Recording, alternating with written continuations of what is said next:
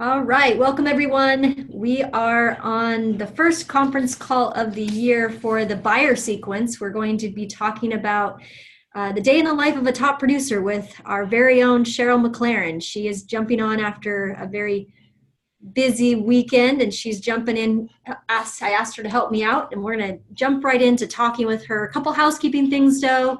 If you have questions after the call or if you want some information such as some things that maybe Sheryl talks about or that we have up on the screen tonight, if you need to have that information, just send me an email at Rochelle@bestchoicerealtywa.com. I'll be happy to shoot that material over to you. So muting your line, I did mute everybody except for Sheryl. If you do have a question to ask, you can send me a message. Or you can unmute your line, *6 at the very end. We might have time for a few questions, but I do have some questions to ask Sheryl. So hopefully my questions are the kind of questions that you would ask, and we'll go from there. So I'm going to turn it over to her in a minute. But a little background about Sheryl. Sheryl has been with Best Choice Realty since almost my opening. She was in the first, I think, 25 or 30 brokers. And she came on board and she was working a part-time job while doing Best Choice Realty. And then at some point, and I don't remember what year that was, Sheryl, when you had the oh crap moment and we went full-time. But it's been a rewarding career for Sheryl to actually jump in and work with Best Choice Realty. She is one of our top producers. She's in the top 10% consistently year over year since she joined Best Choice. So I think it'll be awesome to hear her perspective on some things. Anything else you want to add to your little bio, Sheryl? I enjoy working with you. That's one of my I love you too, boss. Yeah, they're sweet. So tell me why you decided to do real estate again. Well, I had had the best of all worlds. Number one, you get to be your own boss, and I treat myself well. And you're in charge of your own destiny. The fun part of the job is I love helping people and I love architecture and it puts it all together. And it's an important job, I think, protecting people buying their home. They don't know what's out there. We see it every day and we know how to protect them. Yeah. So you wanted the crazy business. I know for me, when I look at why I still do what I do, and I enjoy working with the people, I think that's part of a big reason why we kind of get in. But I also like kind of what you call organized chaos, right? If you have systems and processes in place, and we'll talk about some of the things you do, Sheryl, in your business, but I think that one of the things I love about is the organized chaos of not having, there's this regimented, you have to do this, this, and this. I mean, you could actually have fun with it and actually enjoy meeting with people. And you're not stuck working a 9-to-5 gig. It's kind of, you can work when you want to work and take vacation and when you want to take vacation. You're not stuck to. And every deal is different. This definitely is not a boring business. Yeah, that's why I'm still doing it. All right. So walk me through what you do on a weekly basis. Maybe give some of my newer guys, we've got some new and existing agents on the call tonight, what you do on a weekly basis to keep yourself sane. Well, it's going to sound kind of boring because I'm pretty consistent every day of the week. And so I don't know that it's on a weekly as much as it is on a daily basis. Okay. I dedicate at least an hour sometimes to going through my emails and my searches. You want to service people. And so I have searches set up. I have them set up for the neighborhoods, surrounding neighborhoods on any listings I have. So I'm an expert in the area. I can let my sellers know exactly what's going on. Hey, we had one go pending, and hey, we have a new listing here. And then I have clients that I set up searches for, and I watch those all the time, and I groom those listings that I send to them. I don't just send them anything. I want them to know I listen to them. I pay attention to what they're asking for. Okay. And so that's my morning. And then I think it's important that you dedicate time to exercise, and that's a good manifestation time for me. Okay. You just put on the headphones and say, okay, I'm going to have some sellers today. I'm going to have some buyers today, and focus on what I'm going to do. And it keeps you calm and focused. Okay. And then every day is different. You know that you can't really plan a day in real estate very easily. Right. you know, you have new leads coming in all the time, or you have phone calls, or you have problems, or you have an inspection, or you have something going upside down. And so just keep yourself calm and focused. And so that's pretty much my daily life. Okay. So then how do you track your goals? Like when you set yourself up, you know, thinking, I need to have a sale. You know, some of these agents on the call, they haven't done a real estate transaction in a few months. And this might be the first month that they haven't done a real estate transaction, either a buy or a sell. How do you, you know, stay focused with what your goal is? How do you figure that out? Okay, so you have to have annual goals, but you have to be able to break it down, and it starts with your daily. What do I need to do daily to produce that annual goal? And so what I have figured out is it takes between 15 and 20 showings a month to get to my end goal. Is I like to sell over 40 units a year. Okay. And so that's about what it takes for buyer showings. And then how many listing appointments do you want to go on? Well, that's about 24. And you want to get, I like to do about as close to 20 listings a year as I can. Okay. I'm almost balanced between buyers and sellers, but you figure out those numbers for yourself. It depends on how you convert, how many you convert. So that's when you start tracking. Daily I track how many showings I do, how many listing appointments I go on, and identify who I have as a listing appointment. So I know that, okay, I had to nurse them for 6 months before they really got on the market, kind of thing. You can kind of watch it. And then have your pendings. And I gave you examples of what I have so people don't have to remember. You want to see where is your business coming from as well. And so I track all that, because sometimes, for instance, Zillow, I dropped Zillow because it wasn't productive for me anymore. They started out, they were 70% of my business. And then they had a change in their processes and it turned to 0. And so I just filled that in with it. You need three sources of minimum of leads. And so I switched that over and I'm doing Redfin now. And anyway, you know, so every day. So if I understand what you're saying is breaking it down. So I think you could take any formula, like say Sheryl wants to do 40. Maybe you don't want to do 20. Maybe you only want to do 10, or you want to do 20 a year. She's taking it and breaking it down to how many showings or how many appointments would she have to do in order to hit the 40. And I think you've consistently hit your goals every year. Is that correct? Yeah. Yes. Well, I was down 2 last year. I was pissy with myself. Well, it's okay. Stuff happens too. And then identifying who you need to talk to, or what kind of source you're going to be working. I think that was also another point you brought up. How do you identify? Is that what your coach did for you when you started, was identifying where your business is coming from?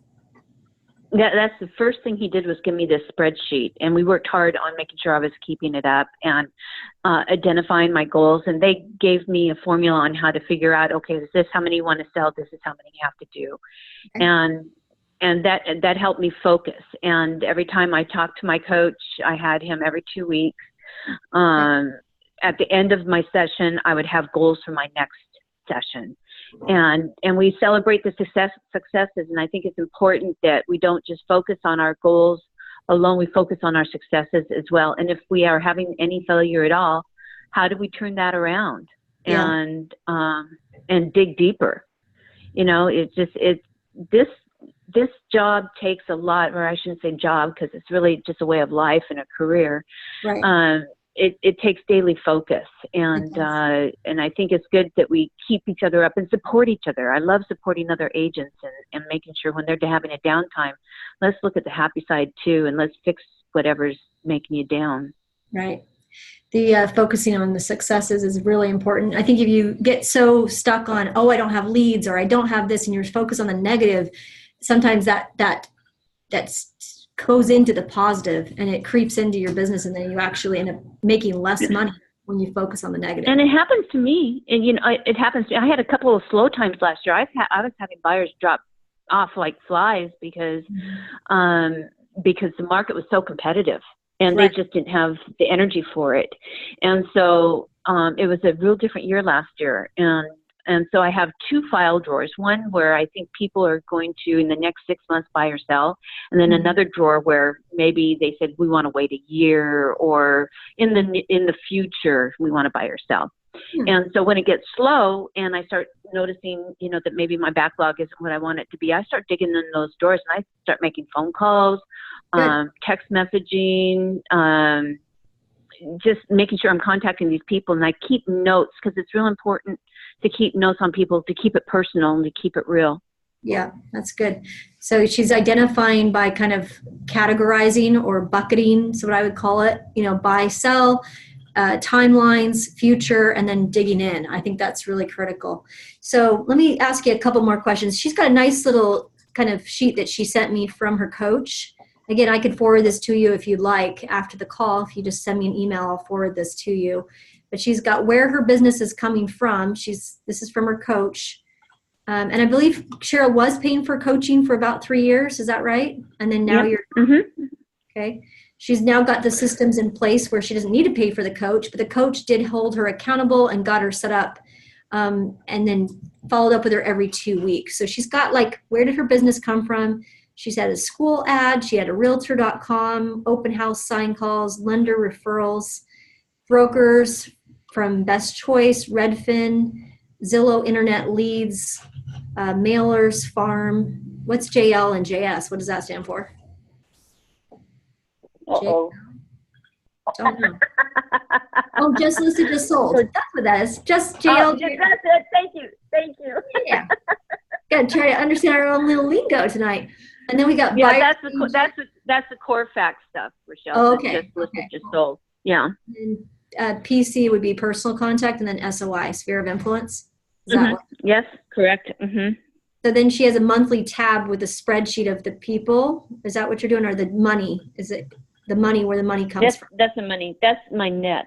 Okay. The net that after my Best Choice Realty split, that is so minimal that I love. It's nice, isn't it? Because then you can really focus on putting more money into marketing for different areas of your business, which is into my pocket. Ooh, or into your pocket. I like how you talk. Okay, so next question for you, Sheryl. What marketing tools do you use to connect with your leads? You said texting. I agree. Texting is really big right now. Well, and that's bigger than phone calls. It used to be, and this is where it's really important to keep your ear to the ground and listen to what people are doing in the market. And our society has changed so much. Nobody wants to be bothered by a phone call. They want a text. So I use Follow Up Boss as my for my CRM. Yeah. And I have it set up that as soon as I get a lead, they feed into Follow Up Boss. And I've made a little video. Hi, this is Sheryl, and just introduce myself in a more personal manner. Okay. And then at the same time, a text goes out. Hey, thank you for signing into, let's say, Redfin. When it's a good time to call you. And so you're asking, and you're not invading their day. Ooh, so, and I get great responses from both of those. In fact, I just had a client who flips houses. He goes, "I'm going to make a video today." It was kind of nice. But both of those have been very successful and helped my conversion. Okay, so definitely she's using a CRM, Follow Up Boss, and there's so many different. I mean, there's over 20 that I can give you names of that I've heard agents use. One that you like, and you found one you like. And then you have your leads feed into that, and then you do a video introduction, and then a text message. Is that right away? You said, right upon. Yeah, that's right away, but never be the video never goes out before 8 a.m. in the morning. Okay. I have it set up not to be rude. Right. And so then, the video goes out right away. The text is what I don't have to go out until 8 a.m. just in case it would wake somebody up. Right. And then I also send out a monthly newsletter, which I'm hearing is getting really old. So I'm going to take clips from my newsletter and I'm going to turn it into a video and then just update people quarterly. I don't know that they want to hear from me that much, so. I think that's a takeaway. I'm taking notes right now as well, you guys, that I want to do is I'm also seeing the importance of sending out something monthly to your database, right? Some sort of monthly message, but I need to refresh my newsletter as well. I think less is more. People are not reading as much anymore, and I need to think about what I'm sending out every month to my database. So I love that she's actually changing it up, not making sure it gets it. The consistency, I think, though, Sheryl, is working. It's just the message is different. Cool. Well, and I think something else that's really important is you'd be surprised at how fast people want to sell their houses these days that they bought from you just 2 years ago. Yeah. Life changes, and so it's super important to stay in touch with your previous clients and, give them a value on their house once a year. Last time when I was slow, I went through my entire sold database and gave them value on their homes. And I ended up getting a couple sales out of that, or listings out of that. Do you still do? So I think that's important.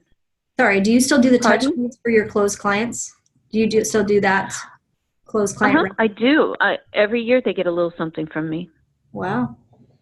And every Christmas. That's awesome. So you have at least 2 touch points a year. One at the holiday. Well, actually more than that because you're doing the monthly newsletter too.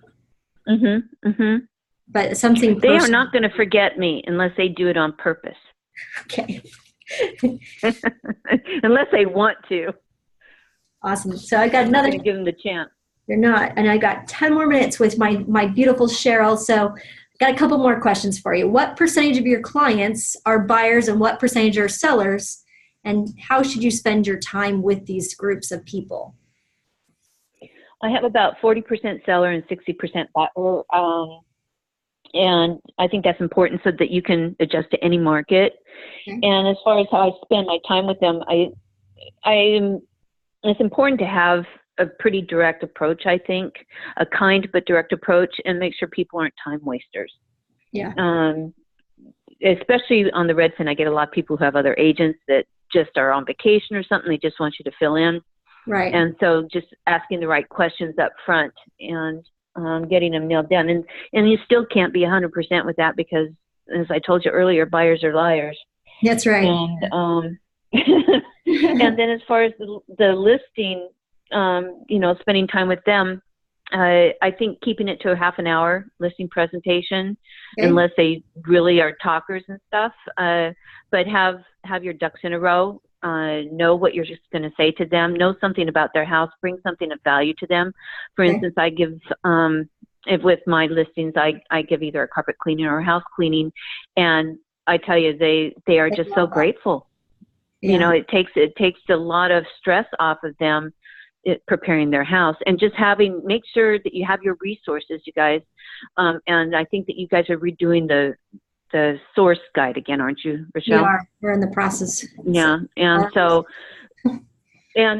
so refer to those, because those people are tried and true. Those are people that we have referred, that we've been using, and so they're people that'll make you look good. And what can you offer above and beyond anybody else? And that's resources and knowledge. Know your market. Know what's happening with interest. Know what's happening with things, so that you can be their one and only resource. And they go, I still have clients that I've sold 5 years ago come to me, hey, Sheryl, who do you have clean your roof? Yeah. It's being that resource, that local resource where they know they can trust you, and you've already built that relationship.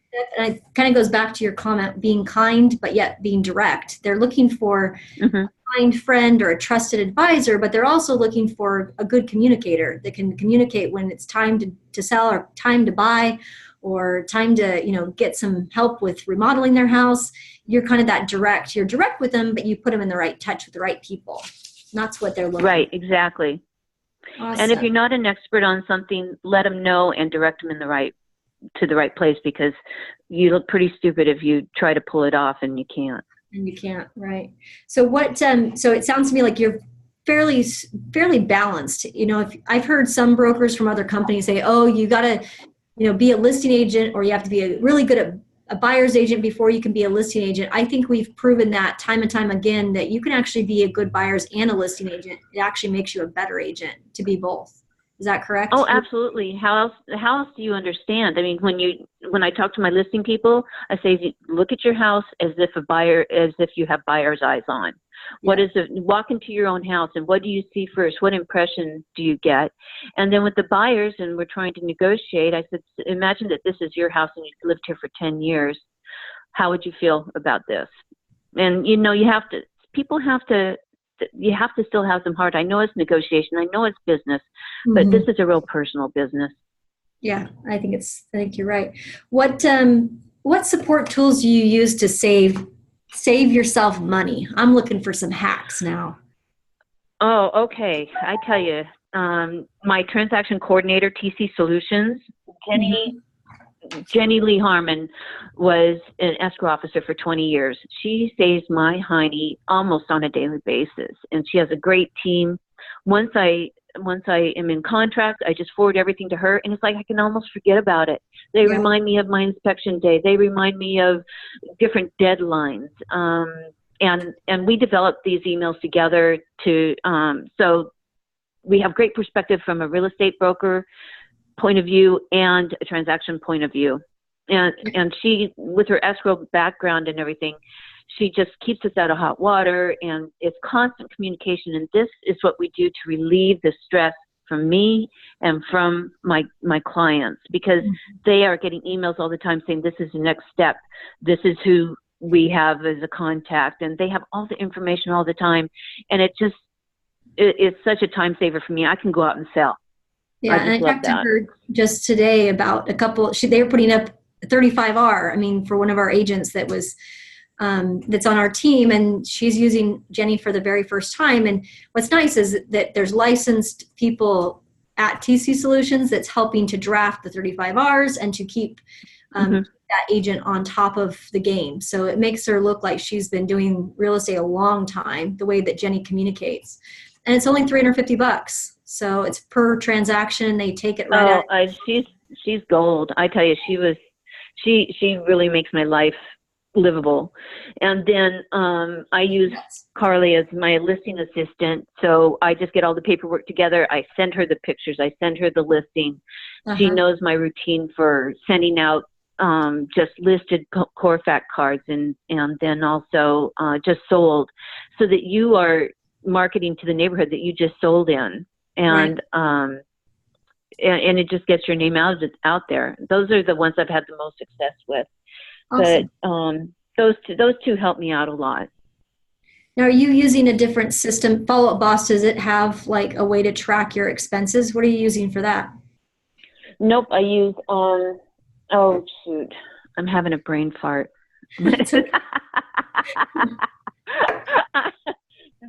What happens when you're going all day long? It's the end of the day, right? It's Top Producer. I use Top Producer. Top Producer for that. Oh, excuse me. No, I take that back. That's what I used to use. Now I use QuickBooks. I use QuickBooks. Awesome. Yep, and it separates everything. It's a lot easier. Jamie said it's a lot easier to use. A lot less expensive too, I believe, than Top Producer. Very good. And then when you paid for coaching, what would you say the biggest takeaway? For some people, they're thinking, maybe I don't want to pay for coaching. What did you get for what you paid for? What's the expectation? Well, you know, I think you're running around kind of with like a chicken with your head cut off when you get into this business and everything starts happening. What he did is he settled that down, and the spreadsheet that I was sharing with you, that was a huge thing, because I could look at it every day and say, hey, I haven't had some showings for a while. I need to dig deeper. I need to go into my database and start calling people. And it kept me organized, kept me focused. And then creating goals, creating assignments. I mean, he made me do that video thing. I can't stand doing videos. I just can't stand listening to myself talk. I don't want to look at myself, none of it. And he made me do those videos, and I've had good reactions from those. It's more personable. So I'm glad that he pushed me outside my comfort zone, and I needed that. So it's kind of stretching you and maybe holding you accountable. Is that what I'm hearing? Absolutely. And how much did you pay every other week? Do you remember the cost? I paid $500 a month, so $250 every other week. Okay. But that was with Tom Ferry, is that right? Tom Ferry. Yeah. So we have other agents that are on the call that are thinking about maybe doing that. I highly recommend a coach. If you're needing somebody to kind of sit down with you and keep you accountable and set up the business the way it should be set up, I think it's well worth the money. And I believe you can set up different terms, like it could be a 6-month term, or they have different programs that you can do. And there's other coaching programs out there. Some of the other top producers in our office have used Brian Buffini and their coaching program, Debbie DeGroat. Those are all getting good reviews right now. Not so sure about some of the others. If you want to talk with me offline, I can give you some more feedback from other Best Choice agents that maybe have tried some other coaching programs. And then what do you like to do for fun, Sheryl? So when real estate's not happening, what do you like to do out there? Well, I like to travel. I like to hang out with friends. I keep it pretty low key, actually. Yep. She's got a little dog, yep. Sugar. What kind of dog? She's a Havanese, and she's my little happy place. And then, and I enjoy Tacoma. I enjoy being downtown Tacoma, taking a look, when it's a little nicer out, and just hanging out at the waterfront. It's life is pretty simple. Yeah, and I know Sheryl would be happy to partner with some of you guys that are way up north, and you're like, I need to refer this business. This client wants to do something. Sheryl would be awesome. She would take really good care of your clients. She treats them like they're like their family, and I love that. When I've given her some opportunities, even with my brother, I have given Sheryl my brother at times. And the nicest person to work with, but she keeps it real. What one thing are you trying to goal that you're trying to hit this year that you can share with the group? What's one thing that you would like, for yourself? I'm working on getting a better listing percent. I've not sold more than 17 listings, and I really want to get to 22, 23 listings. Okay. And I think it's just going in with confidence. I notice I'm going in with more confidence, and I'm more organized with my listing presentation. Mm-hmm. And those boxes are wonderful, Rochelle. Thank you for putting those together. Okay. And so that's my goal for this year. I love it. So she thinks through things, and she probably has that written somewhere in her planner or on her whiteboard or in her kitchen. I'm sure that's when you set your mind to something and you put it down on paper or you write it out, the chances of you hitting, I think it's 90%. I think that's how it goes. So with the accountability on tonight's call, and now that I know, Sheryl, we'll get you to 23, maybe 25. Okay. Sounds fun. Maybe, baby. Okay. Thanks so much for answering the questions. I'm going to open it up, or try to see if I can open the call up. If there's any questions from the group. Okay. So just hang tight just for a couple minutes. Unmute. Any other questions? Ngọc được ghi dân của lễ ông khoái. Lisa, did you have a question? Yes. Yeah, pretty noisy, Sheryl. We might not get any questions. Okay. All kinds. Let's see. Any other questions? Maybe not. Heidi, anything from you? Or Louisa? Yes. Go ahead. Yep, I can hear you. You can explain the Redfin scenario. Anybody ever use any of the breakthrough broker material? Okay, good. Two good questions, Sheryl. So explain Redfin in just like 30 seconds. How do you become a Redfin partner agent? Okay, you apply with Redfin almost like a job, and here's a phone number to call, 253-271-8436. It's a partner agent line, and it's quite the interview with them. So they're very selective on the agents that they pick, and I think it's worth a shot. At least get on a list, because the leads are great. Yeah, I agree. And there's only certain companies that will do Redfin partner. Hang on one second. So there are companies that they don't have a good relationship with Redfin. We have a great relationship because we pay referrals and we service the clients as if they were our own. So we have a good relationship. So I have to sign the partnership agreement, with Redfin and with you. So if they do accept you, I would have to sign something that allows for those. It's a 30% referral that goes to Redfin for all leads. Correct. Okay, good. And then the other question was, have you used Breakthrough Broker, Sheryl? Pardon? Have you used Breakthrough Broker, the website? I think they talked about that at the Chicago Title event. Yeah, I haven't used that. So I have, and it's awesome. Great ideas on how to market through Breakthrough Broker. It's a free program that your title company can set you up with. Good question. Oh, and that's something else that's important, I think, on those appointments, to have your partners with whatever escrow office you're going to use. It's important to bring them in together and make it a team thing. So it makes you look like you have a little more to offer.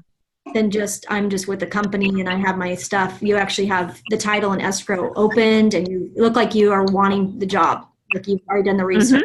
Absolutely. Go in prepared. Absolutely. Cool.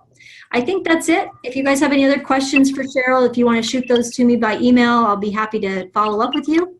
Have a great week. We'll catch you next week. We're going to be talking about next week. We're going to go over how to segment your marketplace so you can effectively prospect. So a lot of you need to do that. If you haven't taken the time, like Sheryl has her neighborhood and she's talked about some of the other pillars she's working on or the lead sources.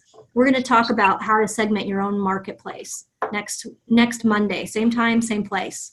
So if you want to set your calendar reminder for that, we'll catch you next week. And thanks again, Sheryl, for being my little guinea pig today and answering some questions. Thank you, Rochelle. Thank you, everyone, for listening. Okay. Bye-bye. Bye-bye.